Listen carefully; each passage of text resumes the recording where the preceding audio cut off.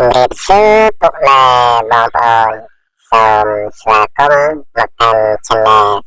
ប្រាប់ឆ្នោតយួនជារៀងរាល់ថ្ងៃនេះដែរបងមានដំរីឆ្នោតមកចែកជូនពុកម៉ែបងប្អូនទុកគ្រាន់សងសំណាងលេងដោយ free មិនគិតថ្លៃឡើយតែមុននឹងឈានដល់ការឲ្យដំរីឆ្នោតសូមទៅពុកម៉ែបងប្អូនជួយចុច like វីដេអូ Subscribe ដាក់រូបកណ្ដឹង comment ខាងក្រោមវីដេអូមួយផងដើម្បីទទួលបានវីដេអូប្រាប់ដំរីឆ្នោតជារៀងរាល់ថ្ងៃចឹងហើយកុំឲ្យរងចាំយូរចាំស្ដាប់ទាំងអស់គ្នាឆ្នោតចេញអី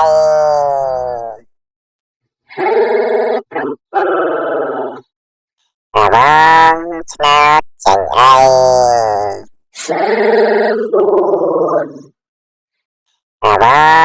ឆ្នោតចេញអី